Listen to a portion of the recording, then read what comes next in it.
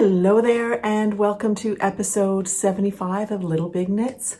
My name is Selma, also known as Selma Knits on Instagram and Ravelry, and I am coming to you from Ottawa, Canada, where I live with my family and our cat Yoda, and we are in the middle of a winter. We have had a lot of snow and it's a beautiful bright day today. So welcome to this episode. Hello new people and hello returning people. Thank you for joining me today. I hope this is my first official video or first, regular video of the year, because I did do an episode, well, not really an episode, but a special edition to announce the winners of the prizes for the LBK Connections Mal that we ran all year last year. Apart from that, and by the way, just so you know, all the winners have contacted me and I'll be sending out the packages in the next week. So Happy New Year to you. I hope the year has started off well. And today I'll be telling you a little bit about my word of the year, as well as of course, I'll be talking to you about knitting, and I'll be talking to you about some of the acquisitions from the Christmas period, and some of the good things that I've been seeing lately, watching lately, as well as my word of the year. So I'm just looking at my notes here. A couple of little things. So regarding the LBK Connections Mal, it was really great. It was a fabulous Mal. Thank you for those of you that participated in it. And I'm not sure what my next make along will be. We have the sort of informal Unspun Heroes Cal that's going on right now that will end this month. There won't be any prizes for that, and you're welcome to continue to use the hashtag if you want. That was just informal to get a little bit excited about unspun yarns. A couple of other little things. Well, actually, one of my finished objects is this salt lantern. If you happen to watch Yana of Finnish Knitting Stories, during her Vlogmas, she had one of these going. And if you want full instructions, you should probably watch her Vlogmas. But essentially, you put, can I show this to you? You put really the largest salt that you can find, the really big salt rock salt, at the bottom with water, and you just barely cover the rocks, and the salt starts going up the sides and creates this lantern. And I was so smitten by hers that I decided I needed to make one as well. So I wanted to be sure to bring that on there. And thank you, Yana, if you happen to be watching, for the fabulous idea. I love it. And it's just such a great idea, and it's amazing. So I've just got that here in my notes, so I think I'm going to be jumping around. The other thing I just wanted to mention, I had received a beautiful donation from an individual. Thank you, Irene. A monetary donation. Irene had contacted me and asked me how could she donate to the podcast, and I really hadn't thought about that. I mean, it has gone through my mind whether I should have a Patreon page or a coffee page or whatever, and I just never did it. But when she contacted me, I thought maybe I should really be thinking about this. So I have set up a coffee page, and I will put the link down in the down here in YouTube. Should you want to donate to the podcast, or on a regular basis or one time, totally. I'm not asking for donations, but I have been contacted by people every once in a while, and so I just want to make that available. So that money will go towards the podcast, towards prizes, any new technologies I end up buying, things like that. So so I have set that up, and it's down there. I also wanted to do a quick couple of questions. I had a question about my preferred mohair. And I have to say, my preferred mohair is mohair. I have enjoyed pretty much all the mohair that I've worked with. Some mohair is a little bit softer than others. I would say probably the softest mohair I've ever worked with was the Shibui Kid Silk, or Silk Cloud. Shibui has decided not to sell anymore. They decided to stop their yarn business. So if you are interested in Shibui yarns, you should get out there and get some now, because they are they're selling out. You can buy directly from them.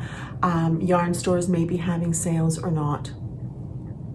So I actually ended up purchasing a little bit of their mohair to continue to have, and I have some upstairs as well. But I would say that has been the most fabulous mohair, and apparently the mohair that is sold, I can't remember the base name, by Pearl Soho, is the same composition and perhaps the same origin as the Shibui Silk Cloud. So that may be a soft, but I've never used it. But I have worked with many mohairs, many different companies: Lang, Drops, Holst Garn, Biche et Bûche, Isser. Those are the ones that come to mind, and I've enjoyed all of them, to be honest. Mohair can be a little bit scratchy according to some people, and so maybe some people would be more sensitive about that. I can't say that I am. I think the most important thing to me when it comes to mohair is color. I'm generally choosing a mohair to pair with another yarn, and so I really want it for the color. Now, the only times that I've knit mohair alone, I did use the Shibui, and I don't think that I would do that again. All right, there could be a lot of interruptions today, and I just had one. So there's some teenagers in the house, sleepover, but I was determined to at least do some of the podcast today. So I think I was saying that I used the Shibui silk in the Match and Move by Martina Baim, which is striped with regular yarn and mohair. At least that's how I did it. And I don't know that I would use the Shibui on its own again, because there are a couple of places where it has snapped or broken. I don't know that it is that strong. I think other mohairs are a little bit stronger, but that one has quite a high silk content, and it's also very fine and very silky. I've also used some lovely mohairs from indie dyers, such as Alley Cat Yarns and Cami Jo Knits. I'm sure there are other ones as well. So yeah, I really think it depends on the color more than anything for me when it comes to mohair. The other question I had, and then we will talk about this beauty, I had a lot of comments about how do I get the chickadees to feed out of my hand. So Ottawa is a city with a lot of green areas. In fact, there's an area in the west end of the city that's called the Green Belt. There's a huge green belt around the city that was established, I think, in the late 60s. And there are a lot of walking trails in those areas, and a lot of people go and walk there and feed the birds. So these chickadees are very used to being fed. They're not wild at this point, I would say. I mean, they live in the wild, but as soon as they see humans, they're kind of like lurking to see, are you going to give me something? Are you going to give me something? There's another place where I go walking often, and in the past, the chickadees never came. And I think with time, they have become habituated to people feeding them. So really, if you see chickadees in those places and you put your hands up high enough, you wouldn't want to put them here. They'd be threatened by your face, but far enough away from your face, and just stand there, chances are that they're going to come. So there's no real Snow White thing happening here. They're just really habituated to eating, and they like everything. They love pumpkin seeds, they like sunflower seeds. If there are pumpkin seeds and sunflower seeds, they'll pick the pumpkin seeds, and they will take the sunflower seeds that are in the shell, and they'll just spend time breaking it up and eating it. So it's a little bit of work for them. we accidentally bought a big bag of sunflower seeds in shells, so I've been trying to take those to use them up, but eventually we'll just use the shelled sunflower seeds and pumpkin seeds for them. And then the last little thing that I wanted to mention was the pressed flowers hat that I showed you last time. I've decided to keep it. I had said I wasn't sure I would, but I've actually worn it when it's been milder and I really quite like it, so I think I will keep it. What a pleasure that was to knit, and I'm proud to wear it. All right, those are the things that I wanted to mention to you before getting into the knitting. Let's talk about what I'm wearing, which is the second Stockholm Slipover. This is a pattern by Petite Knit. I was looking for a simple vest. I had thought about knitting one myself, or just coming up with it myself, but I decided to buy the pattern, and I at first made a white one. If you've been around for the last couple of episodes, you will have seen that, I think, 2 episodes ago. And when I finished that, I thought, I really want a bright pink one. I don't know what got into me, but I just really wanted a bright pink one. And I couldn't get it out of my mind, so I looked for the yarn and I found some at Espace Tricot. But then when I went to Montreal, I ended up talking with Melissa of Sonder yarns, because her studio is, well, they've got a studio below and above the store. She had a glorious pink. This pink here, which is called Rise and Shine, in their écru base of the Sunday morning 4-ply. It's this beautiful, beautiful pink that's got a bit of salmon to it, but boy, I fell in love. And as you can see, I have got practically a skein here. I made this vest in about 1.2 skeins of this. I'm kind of blown away by how little yarn I used. And the other yarn that I used is the Emilia et Philomène Clémence base, which is a Surrey alpaca silk base in this colorway called Stay Home. So I put these two together to make the fabric of this vest. I thought I was going to be playing yarn chicken with this, because I swore that my other vest used up about 690 yards. But this one used up about, I'm going to say 500 yards. I made a smaller size than the other one, but I actually think my other one could have been a size smaller. And so that probably accounts for some of it. And I made a smaller size because of my gauge. So those things had an impact on the amount of yardage that I used. But this is just a great pattern by Petite Knit. Very basic pattern that comes from the top down. It's made from the top down, but there's some nice shaping that happens here. And as if with my white one, I modified the neck a bit.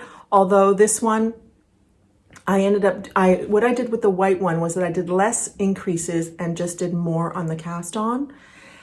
And this one I ended up doing almost the same number of increases. I wasn't paying attention, basically, and I didn't bother to go back. I just thought that's fine. So it created a little bit more of a scoop rather than a round neck. And I started the increases for the underarm around here, which is kind of a natural place to start it. So I'll put in a little bit of video so that you can see what it looks like. And I'll also stand up so that you can see. It's a shorter vest, and the reason that I made it a tiny bit shorter than the other, not a whole lot, but a tiny bit, was that I want to wear it with my shirt tucked in, actually, with a skirt. So that's how I'm planning to wear it. But it has also a very nice fit, just a really lovely, oh, my shirt is lovely fit. And you can see a little bit of the marling of the two different colors in the fabric.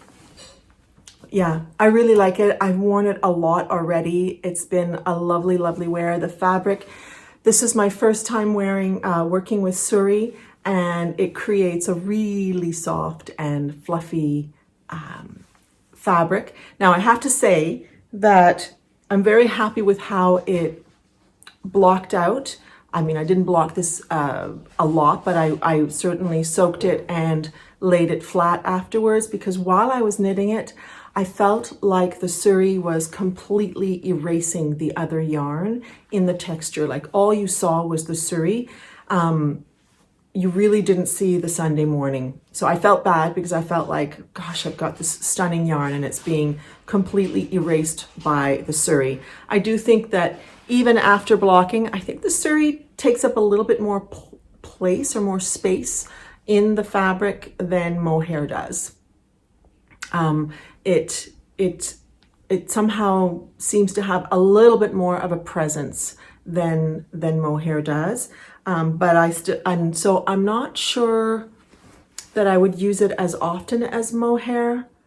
I'm not sure that I would use suri for stitch definition, like if you want to do cables and stuff.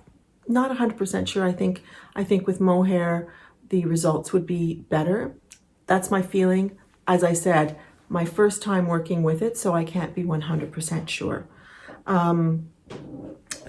But for something simple like this, it's worked out really well, and it really does create a very soft fabric. So the people who can't tolerate mohair and work with suri, it really is incredibly, incredibly soft and fluffy. And it was lovely to work with, that's for sure. So yeah, I'd be curious to see some projects. I haven't really looked where people have put suri with a fingering weight. And the Sunday morning 4-ply, beautiful, beautiful yarn. I have enough of this left. Sonder has now started dyeing their halo base with the colors of the Sunday morning. And so I'm thinking about getting the mohair and using the rest of this for a hat. Sari Nordland just came out with a hat recently. I can't remember the name of it right now. And I'm very intrigued by her hats because she starts them from the top, and I'd like to make a hat like that once and use up as much of the yarn as possible. So I'm thinking about doing that with this once I can get to Montreal and get some of the mohair. So yeah, beautiful. And I have a DK sweater quantity of this to make the DRK everyday sweater that I'm thinking about casting on soon, but we'll see. So that's my main finished object. Really, really happy with it and amazed by how little yarn you can use. So if you are a more petite person, I am about a 42 bust. If you're smaller, you may be able to get a vest out of one skein. It's amazing. So the next thing that I finished is this pair of socks. Oops. That I have been working on and you've seen before. I haven't put them on blockers. I have not been a very good podcaster, primarily because they'd be too big for the blockers anyway. But I just finished this pair of socks for a friend of mine who's coming over tomorrow, and I'll be giving these to him as a birthday present. So these are just a basic cuff down sock with a heel flap, 72 stitches. And I think I made a pattern at one point that was cuff down, and I've just used that as the basis for any other cuff down sock that I make. But I really enjoy making a heel flap. I find that it's a good one. It's a bit more strong than because of the reinforcement from the slip stitches. So I like doing that for gifts now because I know that it's going to last a little longer. So yeah, these are done. I used Opal in their 25-year colorway, and I think it's their Opal 25-year, and it's colorway 11044. So that's it for my finished objects. I thought I might have another finished object, but it didn't happen. I'm this close, and I'll show you that next in the works in progress. All right, so I've got 3 works in progress at the moment. I actually felt like I had too many things on the needle at one point. I had this vest and the socks and the other socks I'm going to show you in a moment, and I had sample knits that I was making for a Fabrications, a local sewing and knitting shop. And I was feeling a little overwhelmed. So normally once I've finished one garment, I'm ready for the next. And I just decided I need to clear my needles a bit. And now that I'm getting closer to clearing my needles, I'm starting to feel the the inspiration for knitting a sweater coming back. But I think I just felt overwhelmed. I do like to have 3 or 4 projects at the most, but I think I had like 7, and that just was a little bit much for me. So I'm going to be casting on, I should say, some things as I'm now starting to get closer to finishing things. So the first thing I want to talk about is in this lovely bag that Mel gave to me, and she also made one for Mega of Skeins and Dreams when we met for the Vermont Festival in October. It's a great bag because it opens up and actually can open up as an actual like pouch. The zipper opens up all the way there. And in here I had a pair of Christmas socks, also not on blockers. I had finished the first one. So this is really fun yarn that my friend Holly gave me. This is the Wool Baron in the Sturdy Sock in the Blitzen colorway. And I used some Wool Barn leftover that I had. I think it's in her cashmere sock as the contrasting heels and toes. And again, using a cuff down sort of basic sock recipe for these. And I'm actually on the toe of the second one. So I'm so close. But last night I thought, can I finish this? And I thought, I really want to go to bed. So I thought, too bad, it's not going to be done. And so it's not done, but I'm almost there. So these will be finished next time, and really fun yarn. I love how there is a combination of striped and speckles. Really great. So my socks are pretty much always knit on 2.25 millimeter needles on the Chow Goose, which are my favorites. I like their cables, and I like the quality of their needles for the socks especially. I think they may be my favorite needles, but I do like to knit with lots of different ones. Yeah, and that's a 60 stitch pattern for a basic vanilla sock in this lovely pouch. So that is work in progress number 1.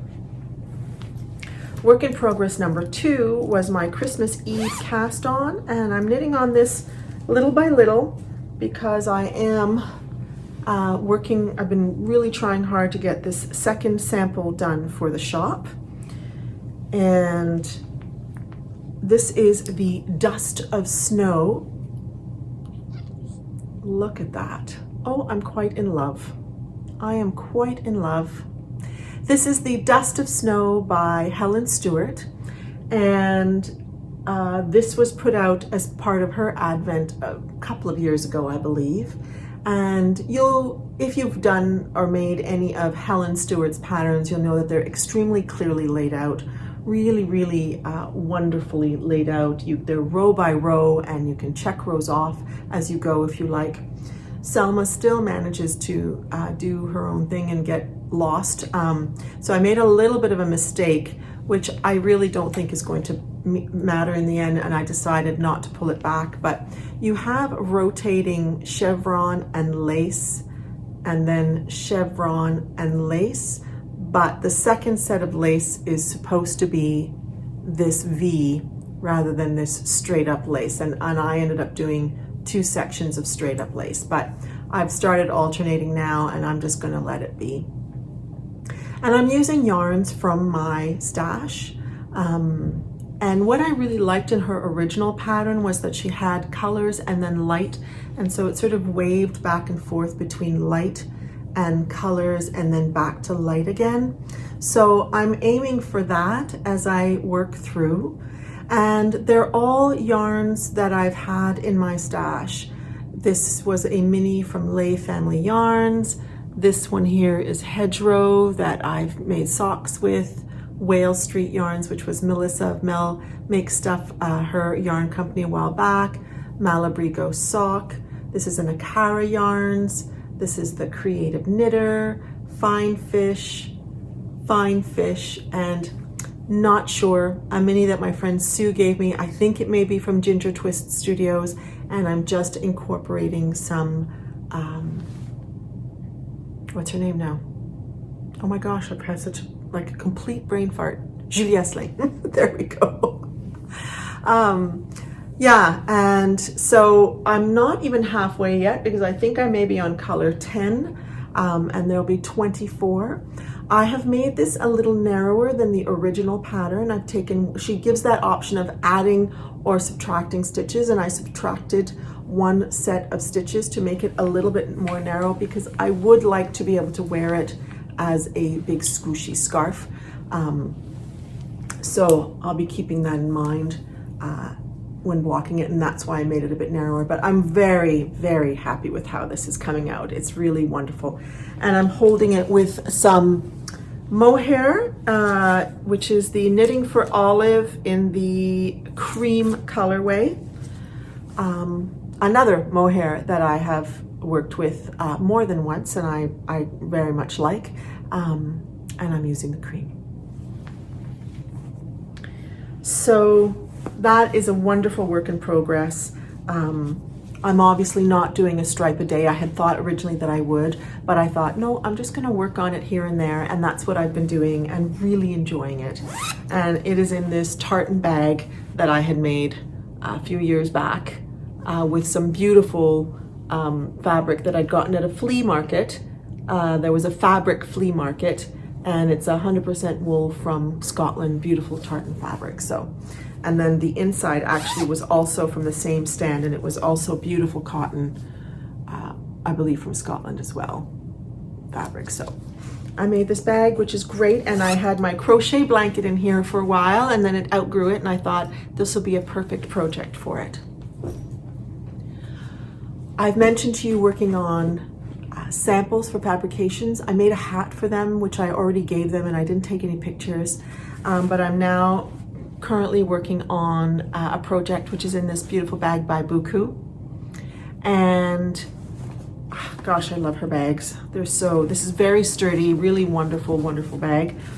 And I am working on the Shift, which is a mosaic cowl by Andrea Mowry. Very popular pattern. Now, let me see if I've got a pattern of it or a picture of it, because the pages are all over the place. I didn't staple them together, but there is the pattern. So this is a pattern that uses 3 yarns, and the store chose the yarns. They wanted to highlight this yarn company called Plied. I'll just show you the band. And this is their North Avenue base. It's 100% wool, and it is a kind of this type of marled yarn. So they chose 3 skeins of it that I am working my way through to make the cowl.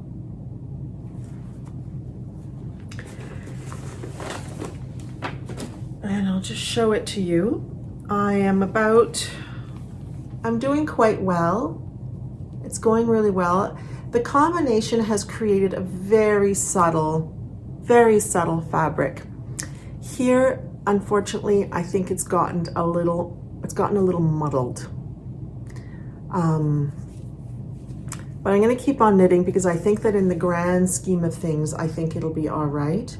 And it really is, this part is beautiful and subtle. So this is being knit on 3.75 millimeter needles, and I am hoping to finish this soon. It really is. At first, I was a little concerned that the contrast wasn't sufficient, and I actually made a mistake here, and I decided that I was just gonna let it be because this is actually going to be in the back. This is going to be the front part here, because it gets sewn in the back. Once you get to the other end, it gets sewn together. And so I kind of feel like it's going to be the mistake is not really going to be noticeable and it still looks great. But these sections are really beautiful. I especially love the sections where there's a little bit more, the slipping that you do is with more stitches. So yeah, so that's the third thing that I'm working on, and I'm trying to give this precedence over the other ones just because I really would like to finish it and give it to the shop. And I'm hoping to be taking a sewing class with them. I haven't sewn in such a long time that I thought maybe I should take a course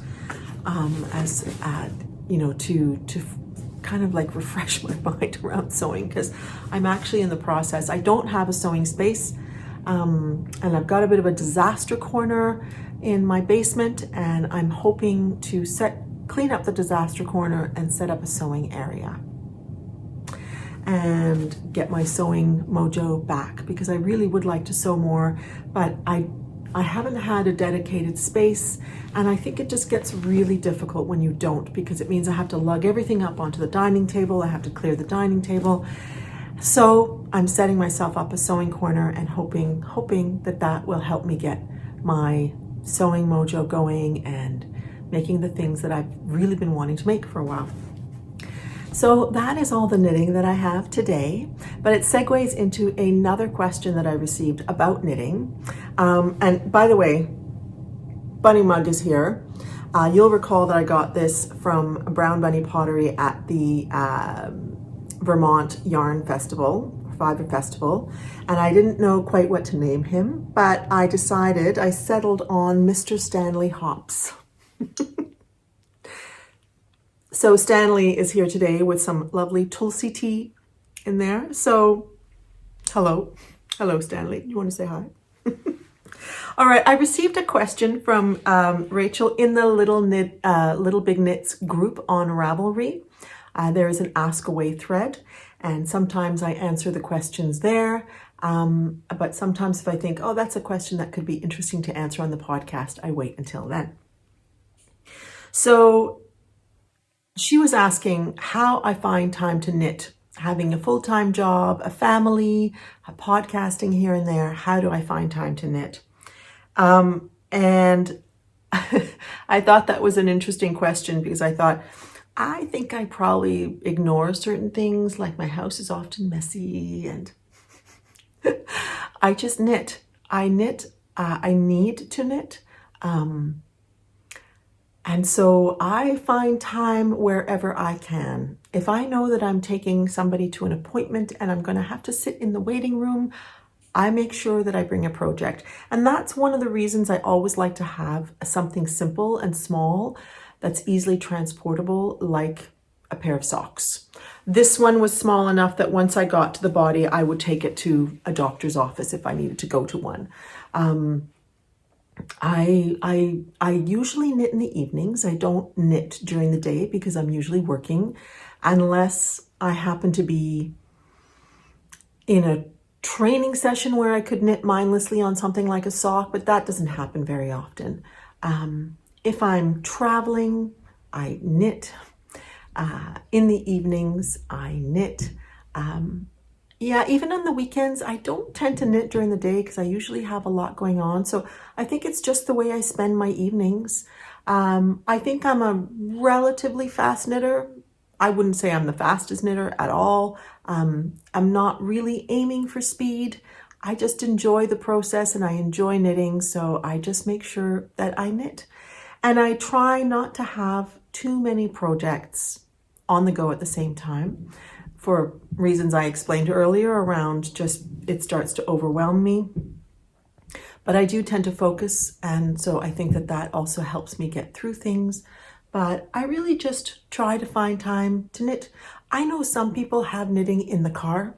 They might have a sock going in the car in the glove compartment, so if they find themselves stuck somewhere, they pull it out.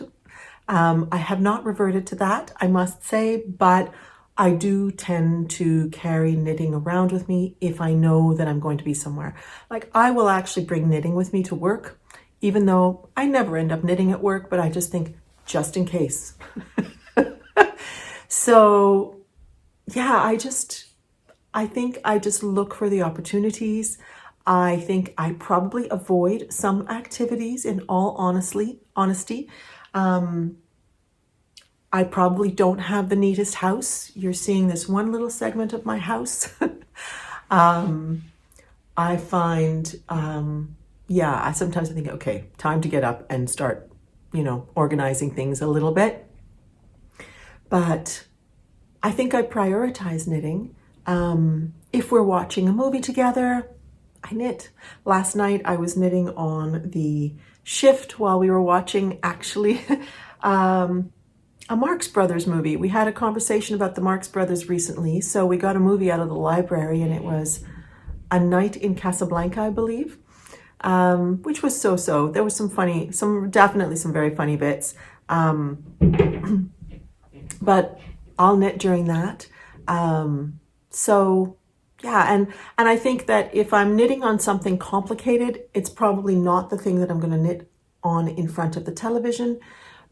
But I usually like to have simple projects that I can knit on in front of the television. So that's the answer to that. December was a yarn month. It was a month of plenty. And I have got some beautiful, beautiful things from people. I don't even know where to begin, to be honest. Well, here, I'll just start with this. Christmas gifts there were some lovely, lovely yarn-related Christmas gifts.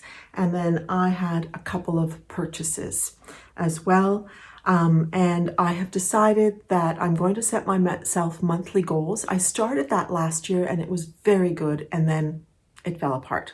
So I'm going to make a conscious effort to stay on top of that this year and dedicate certain months to being non-yarn buying months, because I have a lot of yarn and I really am feeling like I just really want to focus on my yarns, but we get so pulled by the pretties.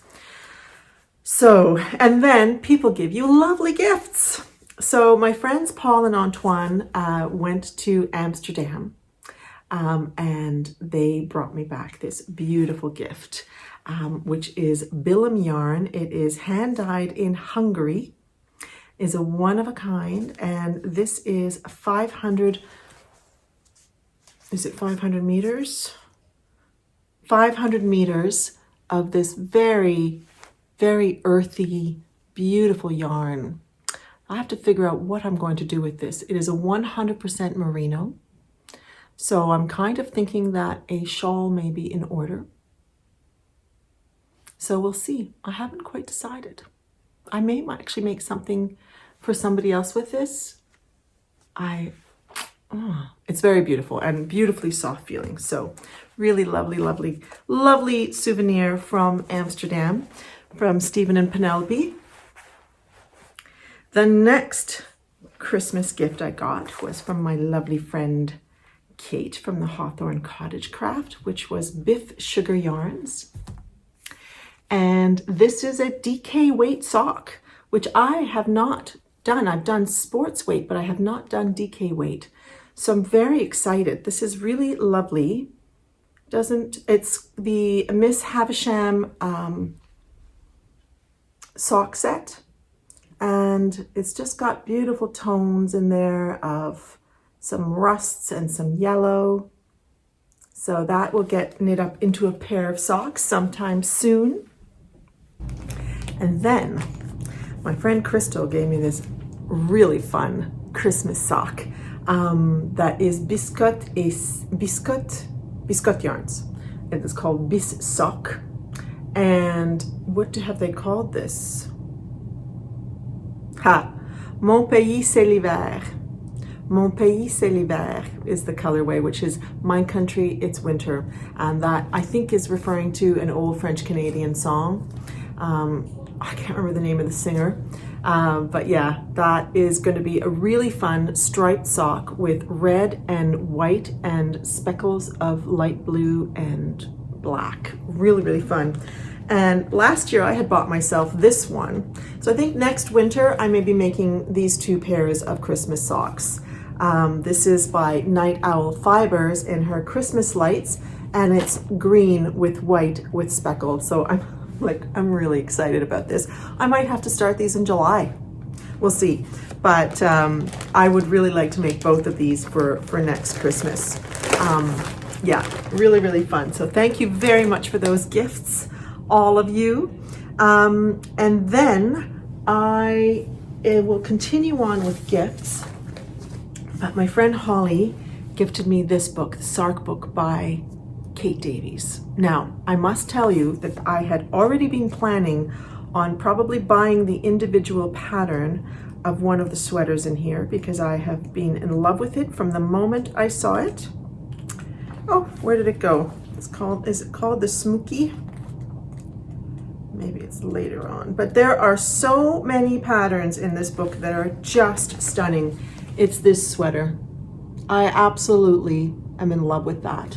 But it's not the only one that's beautiful in here. This is literally full of beautiful sweaters. Here's another one. You can see the color work there. There are sweaters, there are cardigans, there is a hat. There are really gorgeous slippers. There are fingerless gloves. There is a cardigan that is very pretty that I had favorited as well before. So such a beautiful, beautiful book, honestly. Yeah. I have so many plans that I think that's the other thing. I've been feeling like I have so many plans, I don't even know where to begin. I'd like to knit that soon. But we'll see. We'll see where we start. But thank you for that, Holly. It was really, really beautiful book. My aunt seems to have started a tradition where she sends me her year's worth of Novita magazines. She subscribes to these and then at the end of the year sends them to me. So I have had some good times looking through these. Also some really, really beautiful patterns.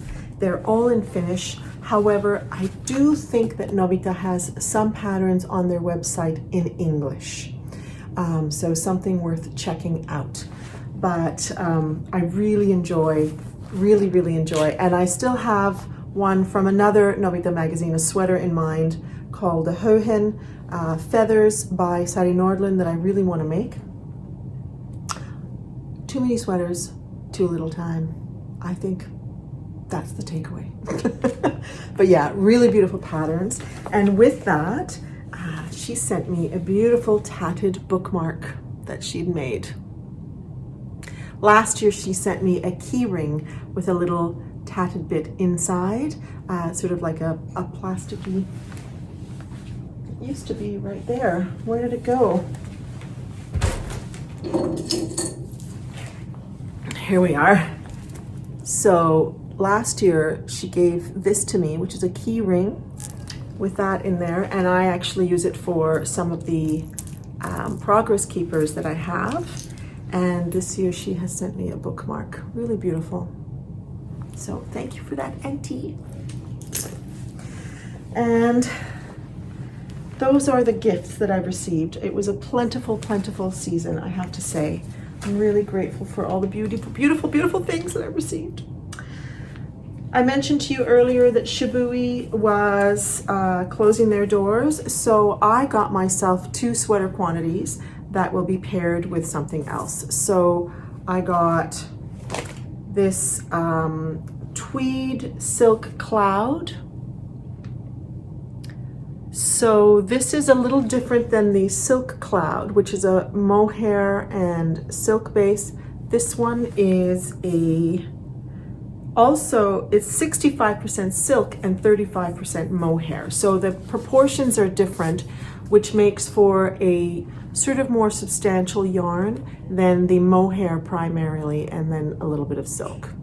So I ended up getting 2 quantities of this. I have 2 different yarns, the Malabrigo Ochre, which I used in my Dust of Snow, as well as a quantity from Woolly Knits in their Harvest colorway, and so I bought this to pair with one of those. And this one I bought because I just really want an oatmeal sweater. So we'll see. I need to get some other oatmeal yarn. I might also just see what it's like to knit with this on its own, but I think I would prefer to pair it with something. So yeah, just a beautiful, beautiful sort of oatmeal-y color. Really lovely. So I thought, you know what? While there is still some Shibui in the world, I wanted to get some. The only Black Friday sale I took advantage of last year in 2022 was the Holst Garn one. I ended up buying 2 sweater quantities. This one, which is the Thistledown, and I bought 5 skeins in the Super Soft. I've never used the Super Soft. I have used the silk, the wool silk one. I've used the cotton one. I have some of the Titicaca, which is the alpaca, but I've never used the Super Soft. So I am curious to try this. And this is the Thistledown colorway.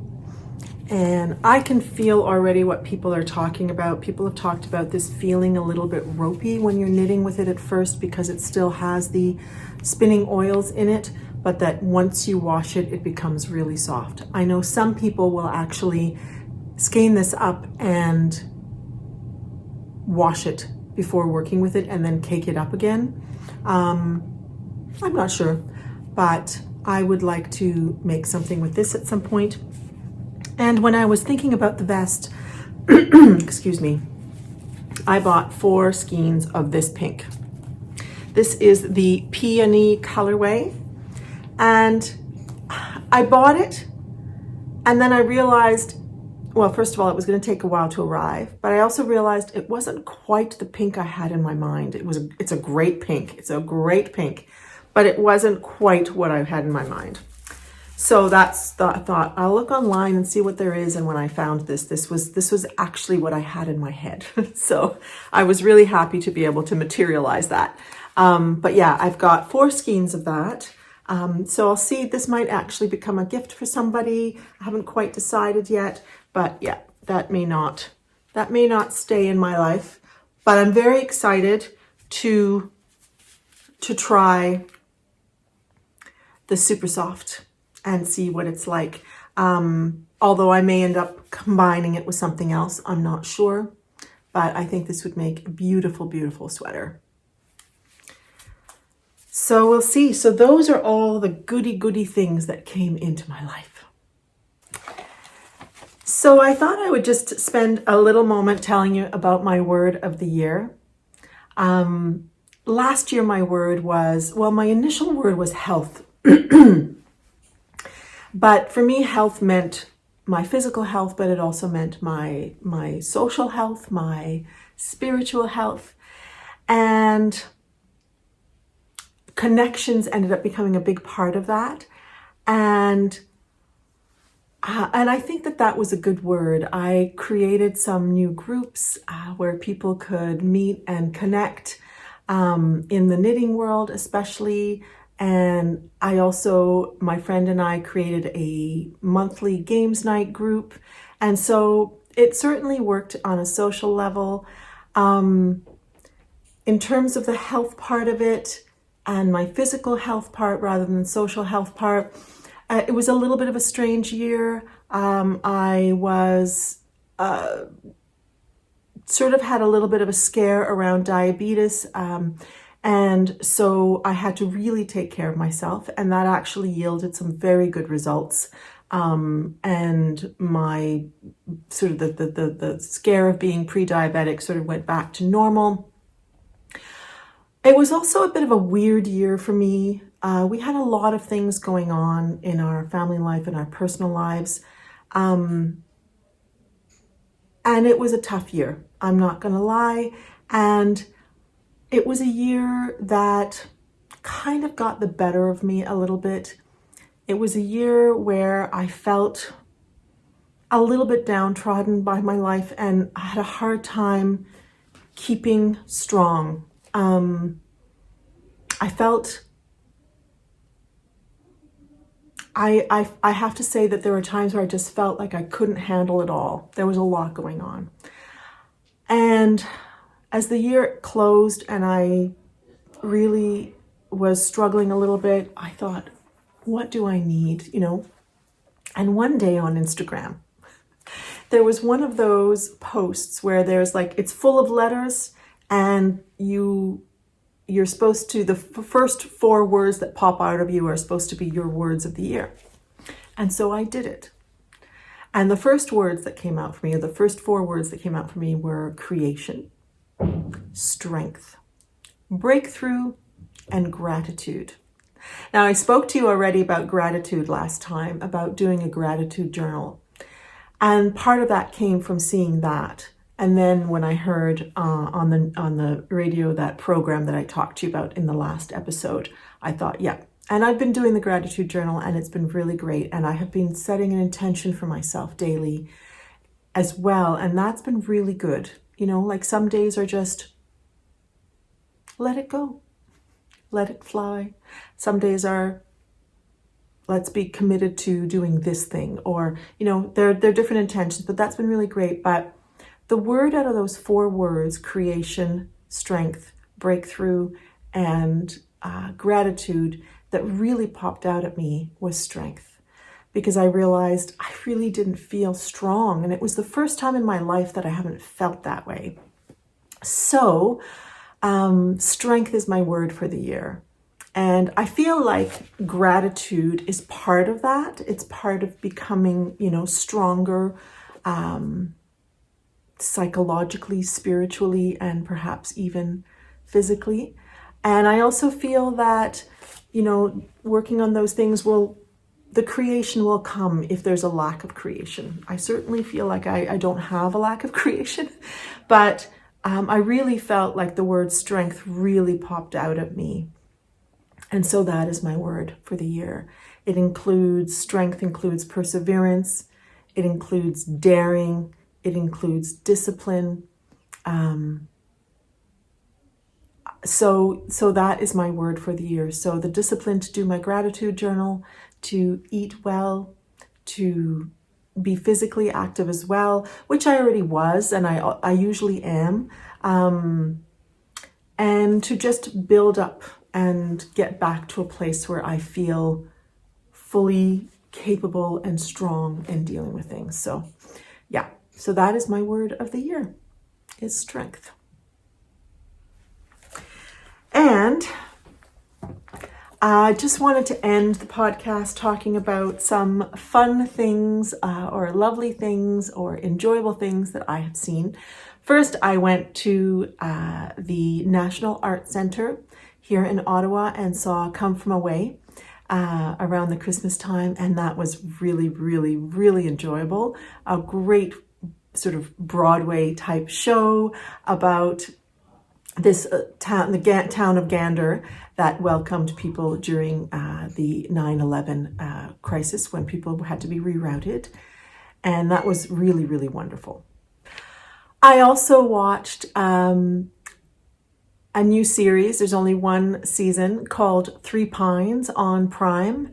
This is a series based on the Gamache books by Louise Penny. And they did one season so far. Hopefully there'll be a second season. I really, really enjoyed it a lot. In fact, my vest makes me think of it because I was knitting on this while I was watching the series. Very, very enjoyable, really good. Highly recommend it. I know that there are some Louise Penny purists out there. I'm not a purist. I've only read the first 2 books, and I'm actually in the middle of reading the 3rd book, The Cruelest Month. And I would say that, some of the stories are blended together, and there are elements of some stories that come in, and they also bring in another component completely, which is around murdered and missing Indigenous women, which I thought was extremely well done and very pertinent to our Canadian context and Indigenous people. So I thought that was really great. And I thought it was really well done. I have less of opinion about how people were cast. Others may, but I thought it was great. And I thought it was just really well done, really good stories, good acting, and humor and drama at the same time. I thought it was really well done. So I totally recommend that.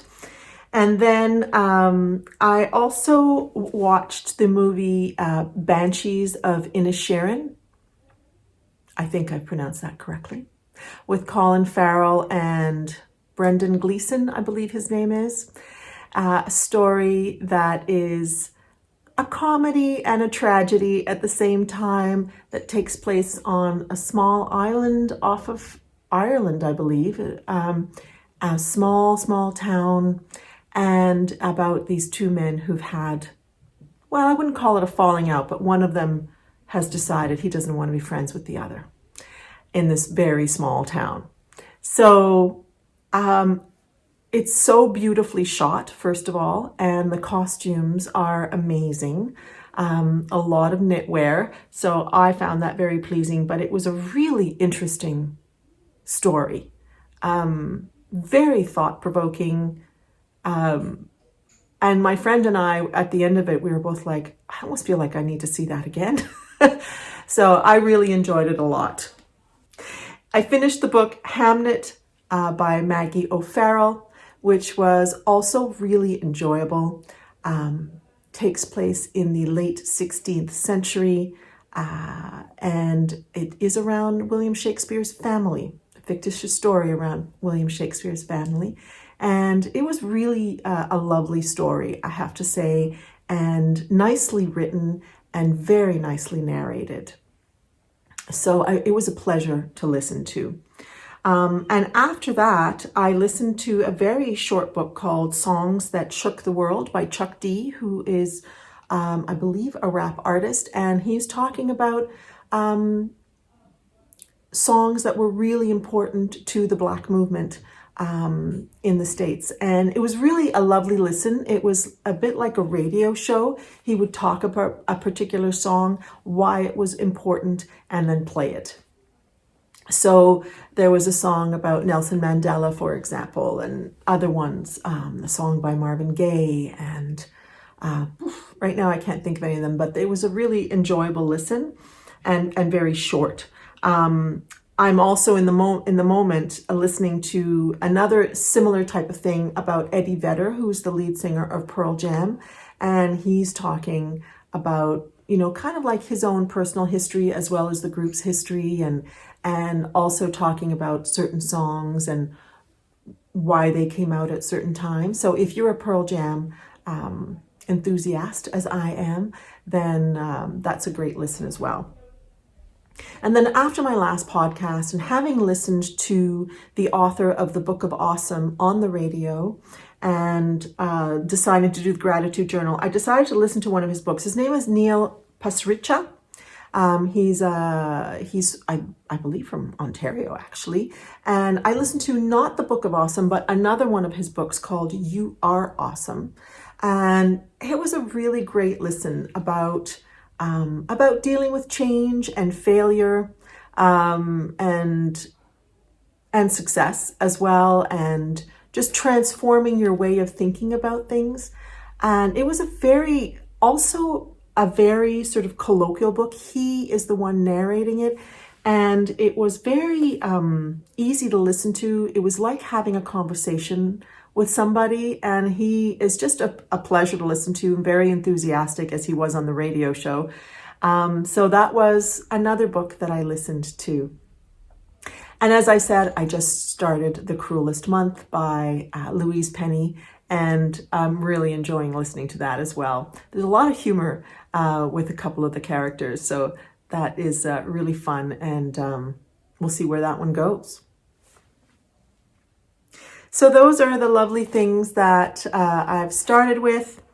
One podcast that I wanted to mention is a relatively new podcast with a woman named Sarah, and she's got a podcast called The Black Sheep Knitter. And I just really enjoy her presence on screen. She's very entertaining and making fun stuff, and she's she's just really enjoyable. Like, I was listening to her first podcast and I was just like, I really enjoying this. So you would never have thought that that was her first podcast. Yeah, really enjoyable. So if you're looking for a new podcast to check out, that is one that I have to recommend to you this time. So I hope this year has started out well for you.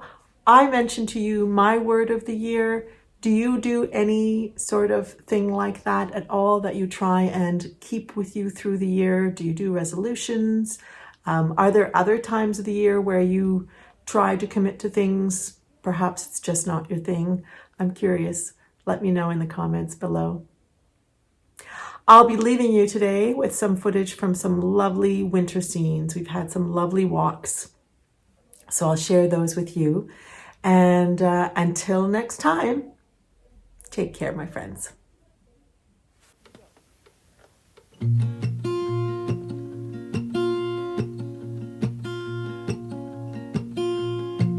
There's a lot of colors, I don't know where to go. See a lot of colors, only feeling blue. There's a lot of colors, lost within a haze. Don't rely on others to get you through the maze. The dreams are not the same for me. Standing by the shore while you're on the open sea, cannot take this anymore.